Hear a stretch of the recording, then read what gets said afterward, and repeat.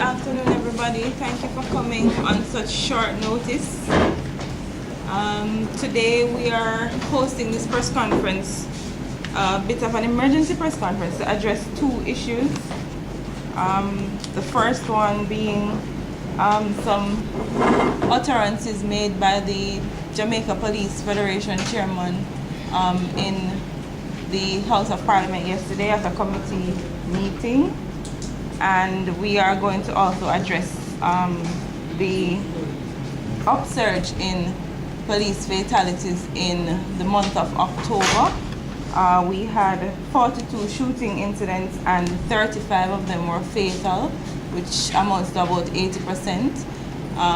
The commissioner, the assistant commissioner, and the commissioner, Terrence Williams, as you all know, and to his right is Mr. Hamish Campbell, who is the assistant commissioner, and to commissioner's left is Mr. Nigel Morgan. He is responsible, he's the director of complaints for Kingston and St. Andrew, that jurisdiction with the highest number of incidents for the period and generally.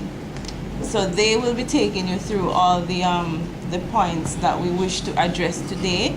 Commissioner will be speaking first, and reserve all your questions for after they've all spoken. Thank you. Thank you very much, and good afternoon to you. Thank you for attending at INDECOM offices for this press briefing.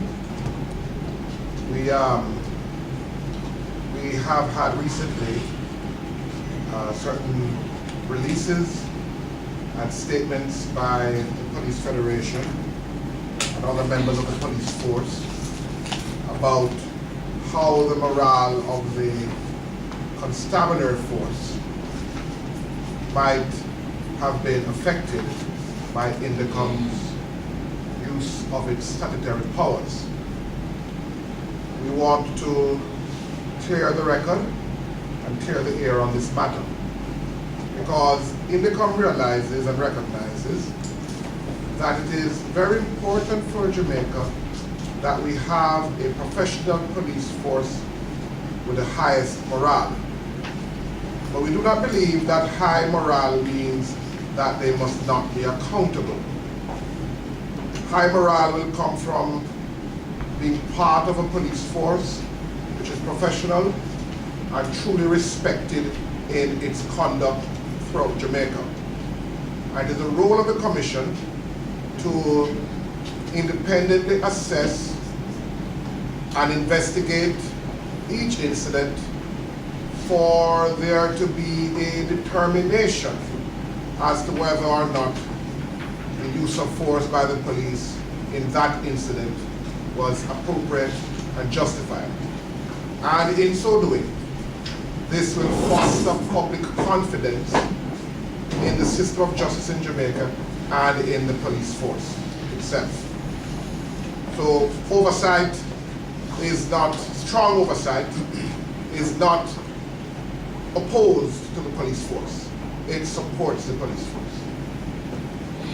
This issue is not aided where the police do not make themselves aware of the authority that INDECOM has under the statute and the duties and responsibilities of INDECOM. We have tried to go from place to place to explain these things to the members of the police force, and we'll continue to do so. We also recognize that it is not aided when there are false stories that go out which may cause members of the police force to be anxious regarding how INDECOM will and does use its powers. I have had a very good discussion with the chairman of the Police Federation, and I recognize that his statement that we disarmed people, police officers on the scene, was based upon information reported to him because he was not present. I have promised him to send him documentation so that he can be better advised. I have documentation here which includes statements from the police officers themselves who were investigated at this incident. And in their own statements, they indicate that they were disarmed at the Elletson Road police station and not at the scene. Indeed, after the scene, some of them, indeed most of them, went to the Kingston Public Hospital, indeed to escort the body before they went to the station. So we have it clearly here in the statements of these men that they were disarmed at the police station. It is not INDECOM's practice to disarm any police officer. Disarming is done by their own police supervisors, sub-officers, superintendents, sergeants, etc. This disarming was always done by the police in previous incidents before there was an INDECOM. What we have added is the fact that weapons must be boxed and sealed in our presence. So I want to make that very clear, and I'm not casting any aspersions on the Police Federation chairman, because I understand that he got reported information, and he is open, he told me, to be corrected, and I'm going to send him a copy of those statements correcting that. Another issue which has been raised, which has caused in some police officers anxiety, is that they could be arrested summarily at a scene of an incident. I want police officers to understand that INDECOM will operate as a professional investigative body. And most of our arrests will be done by warrant, signed by a JP, unless there is some reason why a warrant could not be obtained. And no warrant will be sought, no arrest will be conducted unless that has been approved by myself or by the Assistant Commissioner. There was also some discussion about lengthy detention of police officers in 2 cases in an earlier interview, in an earlier press release by the Police Federation. To make it clear that in both cases, the arrest and detention was done by police officers without INDECOM directing them to arrest anyone. Indeed, one of the arrests was prior to the full court judgment that we could arrest. And in that case, his detention was approved by a JP initially, another JP approved its continuation, and the resident magistrate approved its continuation to the Friday when he was brought before the court. The other matter, the police officer was injured himself and was in hospital under police guard, which is why the matter took a little while to get to court. But I reiterate that in neither matter was any arrest or detention at the instance or direction of INDECOM. I'd like police officers to recognize that we intend to use our powers in a professional manner. And we are seeking to settle protocols with the JCF and JDF regarding the use of these powers. Indeed, we have had meetings and we are awaiting sign-off or further discussions. I want them to recognize that we intend to be a professional investigative force. We will investigate with vigor, but with fairness.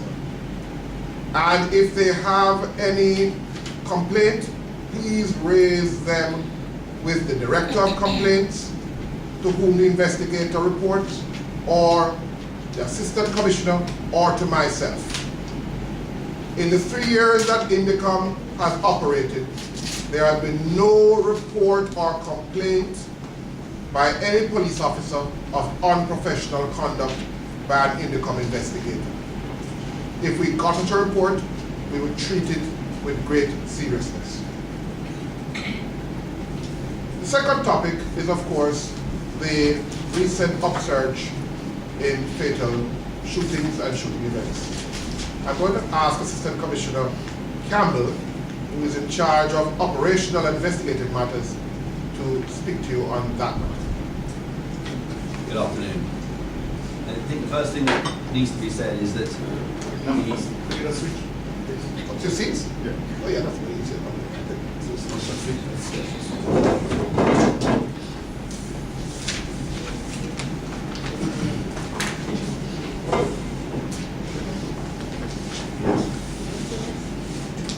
Good afternoon. The first thing to recognise is that the level of fatalities and police shootings in the last month has been extraordinarily high, and of which 35 people have been killed by agents of the state in October. Since the 1st of July till the end of this month today, some 80 people have been killed. So this last month represents some 41–42% of the total number of people killed by agents of the state in the last 4 months. And it's that matter which brings us to the table here to assure the public that INDECOM is doing everything it can to investigate these matters. These matters are being investigated thoroughly, with rigour and with independence. And there is a necessity for INDECOM to ensure that the facts of every investigation is brought to light. That where there is, if that's the case, any wrongdoing or culpability by any person who shot someone, those facts will be understood and someone will be brought before the courts or police district. But equally, if the shooting is found to be proportionate, reasonable and necessary, those facts will be determined as well, and so will allay any suspicion or concern by the police themselves. Fourthly, we are seeking to bring change, to rectify bad practice, identify good practice within the police service or the JDF, as it may be, and ensure that the level of shootings is brought down. And finally, for every person who's killed, there is a mother, father, son, daughter, wife, and we need to provide reassurance to the families and relatives of the dead people. And that is why these investigations, as the Commissioner has said, must remain robust, independent, and a search for the truth. And for all these shootings which have occurred in the last 4 months, the officers are interviewed, they are asked to make statements, they are summoned to Kingston or Montego Bay or Mandeville through the Director of Complaints, and they are asked to explain how it was that somebody came to be shot. They are swabbed still, the scenes are examined, and we expect the scenes to be examined in conjunction with the Jamaican Constabulary Force and their forensic examiners. And in the far greater majority of cases, that is what happens. Exhibits will be recovered, whether they be casings, bullets, blood, or anything else. And that, I want to be able to provide reassurance to the community that for all these shootings, high as they are, the 37 investigators within the Commission are working tirelessly to achieve that.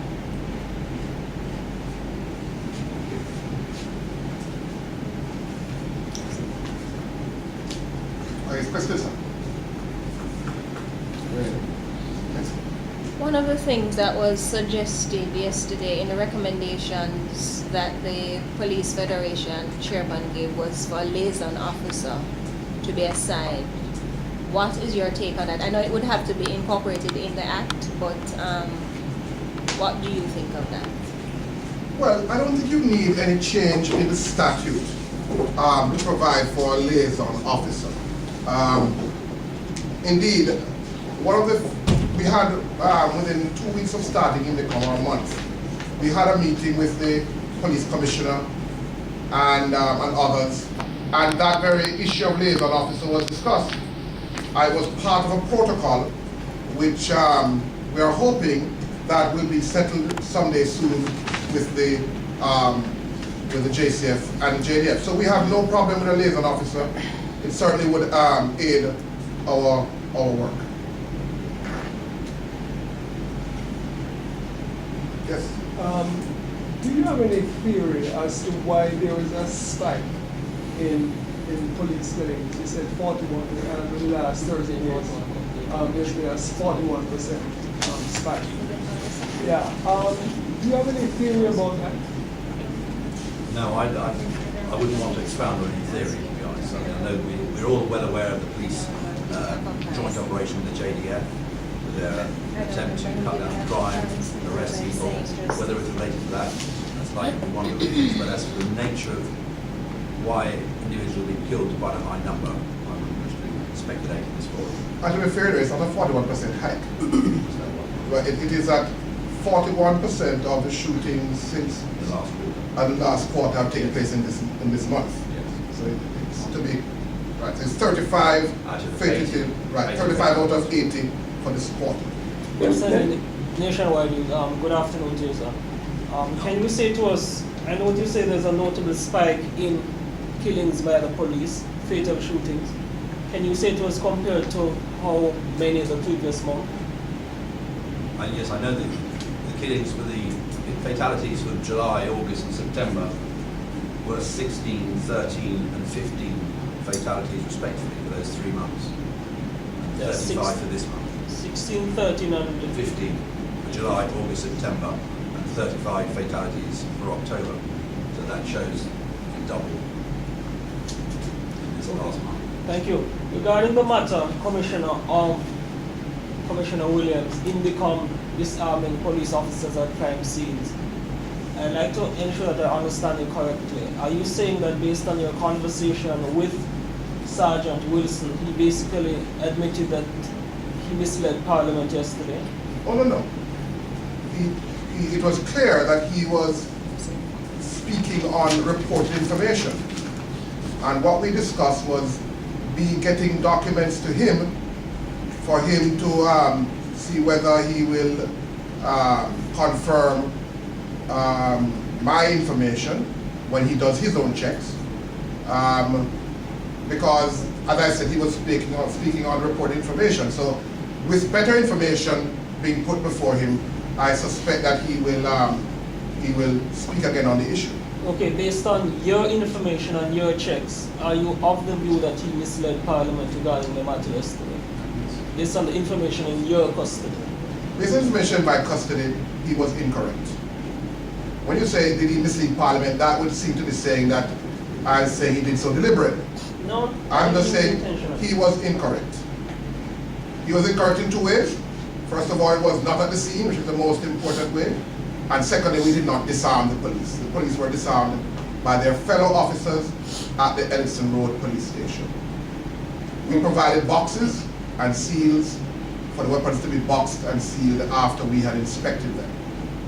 Okay, the police commissioner has, in the last, I believe, last 2 or 3 force orders issued per week, basically announced that a more robust style of policing, aggressive, I believe he used the word confrontational. Do you believe there might be a correlation between that approach and the increased number of police killings by members of the police and security forces? Well, you see, each fatal shooting will have its own investigation, and whatever motivation is behind each will certainly be examined. Was it a planned operation which was improperly planned or improperly executed? Was it a justified shooting? All these things we certainly will have to consider. It would be imprudent of us to say, before investigating, what is the cause of the upsurge. Thank you. There's a term called up-to-down escalator, and INDECOM has been in existence now for 3 years. As far as I know, none of your investigations has resulted in any policeman being convicted for killings. The question was raised, and you mentioned it as well, about planned operations. I see on television senior police officers putting their office on the line, so to speak, in terms of vouching for the account of how the killing took place. And it seems to suggest that these operations were planned from in the police station, and that the senior police officers were involved in it. When they go to the house, the residents always say something completely different. So I'm just beginning to wonder if it might not be necessary for INDECOM to begin to adopt a new approach to its investigations. In other words, you're going to a crime scene that has already been disturbed because the man's brains was blown out, and he was taken to the hospital suffering from gunshot wounds, etc. Isn't it about time that INDECOM really begin to look into the planned nature of these operations and begin to rope in the senior police officers rather than just the ballistics or the forensic at the crime scene? Because it is clear, I think, to Jamaicans and to the people in the communities that these are not shootouts as the police claim, but they are planned operations, and if they are planned operations, then those who command and who plan it have to be seriously investigated. Right, your question has two parts. The first part is a results question, the impact of the commission vis-a-vis convictions. The second part is about planned operations and supervisory culpability or liability or responsibility. I'm going to ask Hamish to deal with the second part, and I'll do the first part. Okay? It is true that no police officer has been convicted in an INDECOM investigation since we have started. But it's also true that none have been acquitted. But we are in a situation where we have over 30 police officers before the court, and their cases have not either been started, or if started, they have not been finished.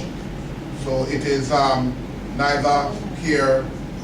So the question of lack of conviction, I don't think if it proves anything, because it's a matter that we are, cases are before the court.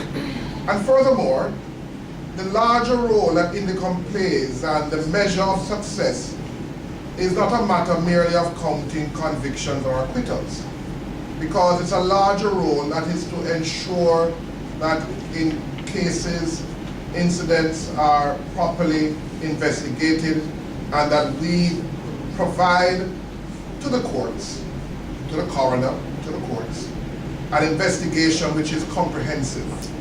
That is the role that we must provide.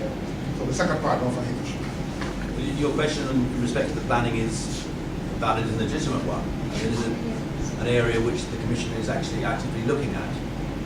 It's accepted and understood that if they are planned police operations, there should actually be less people being shot in planned operations than the spontaneous events which occur on the street and where police officers are confronted with armed gunmen at robberies or elsewhere. So we acknowledge that, and the Commission is actually doing some research now and examining the last year's fatalities where they have been planned to determine the full analysis of that. And equally, we are inquiring more in respect of when officers are summoned to the Commission, including senior officers, to explain the planning which went into these events.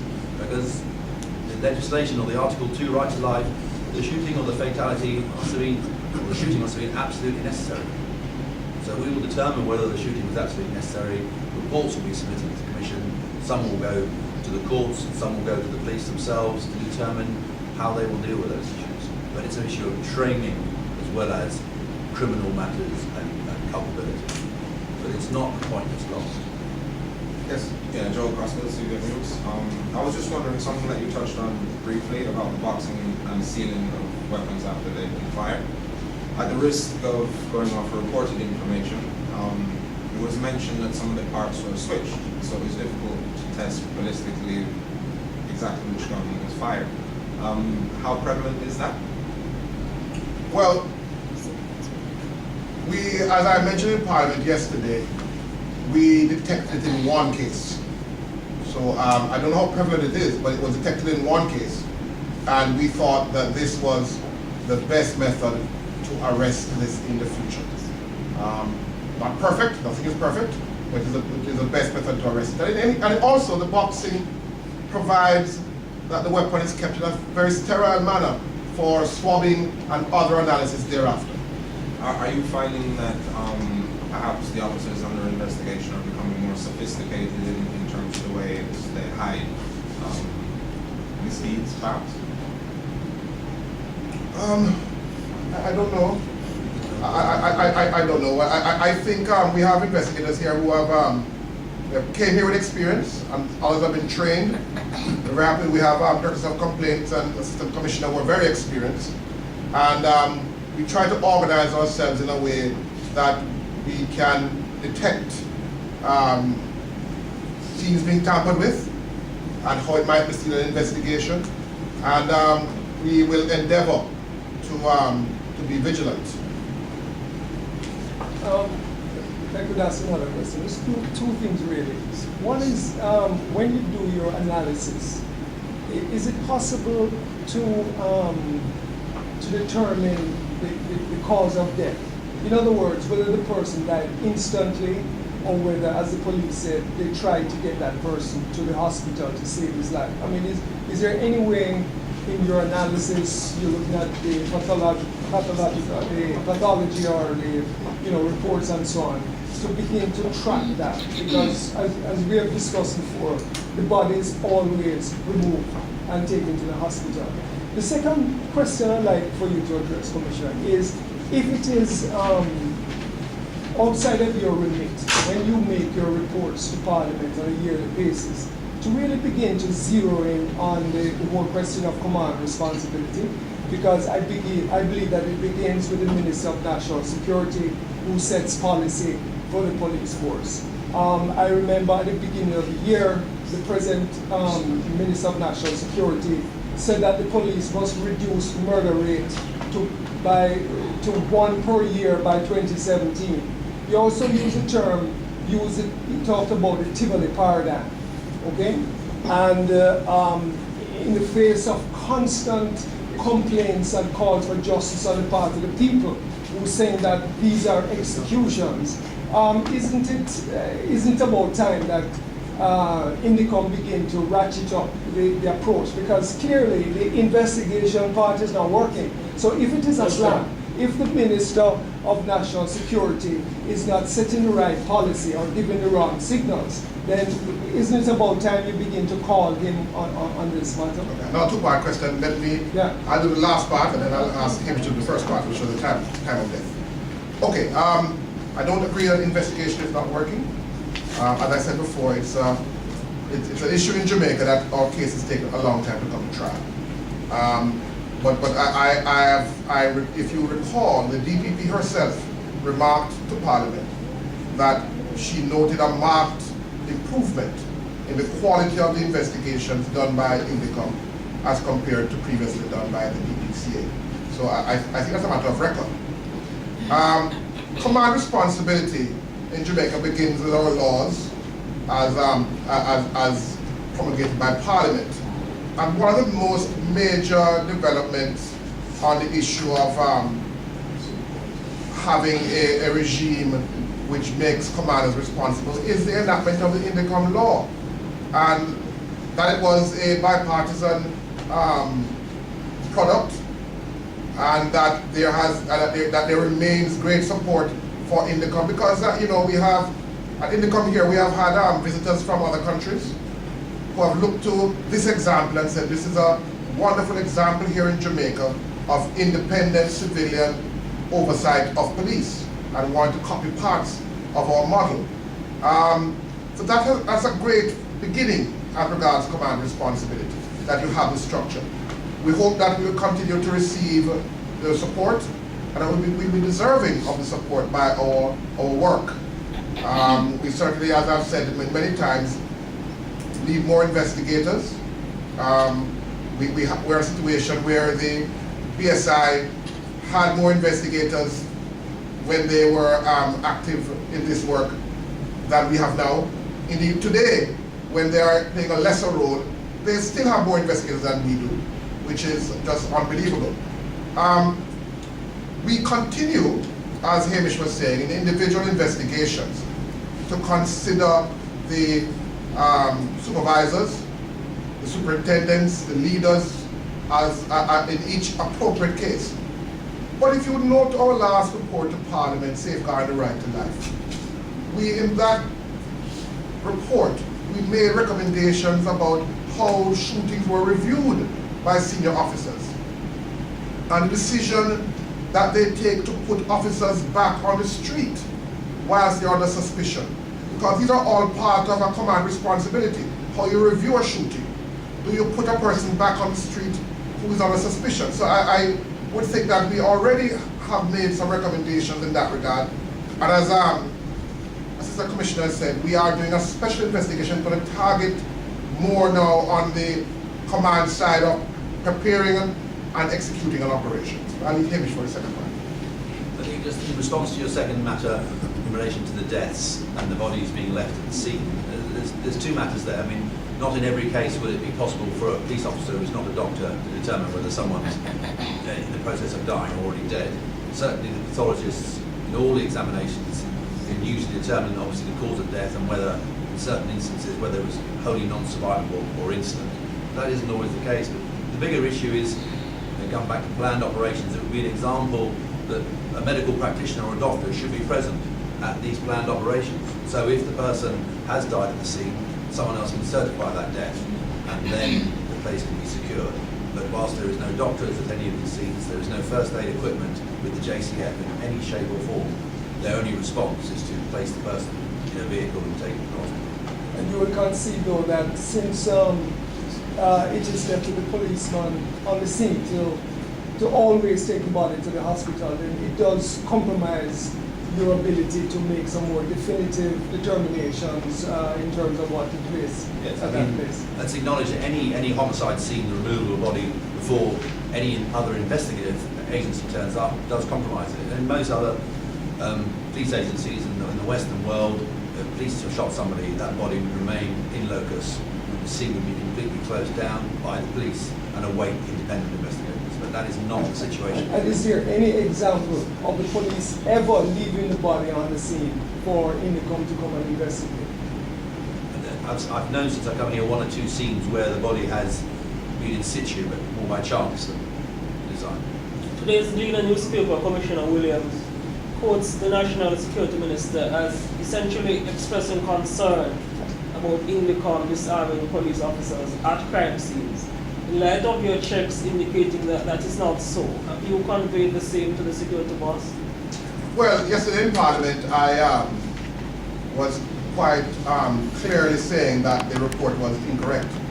I trust that serving the papers on the Police Federation, where they can read it for themselves, that having looked at it, they will advise the Minister and the Parliamentary Committee themselves next time. Okay, ACP Campbell.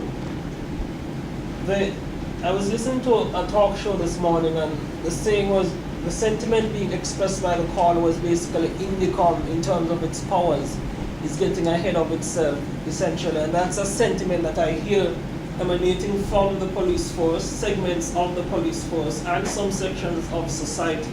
How does the current powers that INDECOM has at present, compare with what obtains with a body that supervises or investigates the police in the United Kingdom? Well, there's no doubt about it. The Jamaican government, in establishing the Independent Commission Act, introduced some strong and relevant powers to allow the Commission to operate effectively. But they're not any different from other independent commissions in terms of the ability to take responsibility of the scene where someone has died, the ability to require officers or other agents to be interviewed, the ability to arrest. All those are matters which are standard and almost, well, just essential if an investigation is to be effective and relevant. So they're not particularly onerous, and they're all fairly common sense. In other words, allow an independent body to look at the scene, allow an independent body to recover the exhibits and material, and allow an independent body to make inquiry of the individuals who have shot someone. So essentially you're saying the powers are consistent with that which obtains in developed countries? Yes, and if you were to look at the United Kingdom, the Independent Police Complaints Commission, their powers there are very similar. In Northern Ireland, again, with the Police Ombudsman, and in Canada, there are many other areas, New Zealand, where we would have those powers. Otherwise, it becomes a toothless tiger if it simply manages to look and not inquire. Thank you. Joe and Johnson, good evening. Commissioner Williams, the DPP recently said that since the full court is ruling in July, we had CPS to prosecute cases. Can you come as well as say how many of those have to start sickness? Well, I don't know if the director said that. But the issue of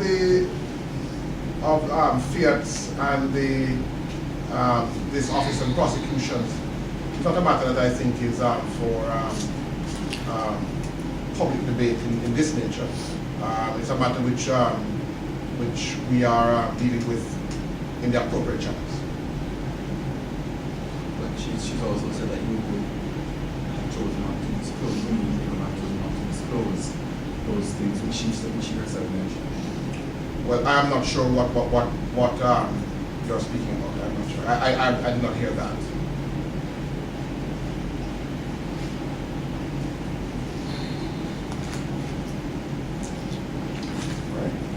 No further questions? No. Okay. Thank you. Thank you all for coming.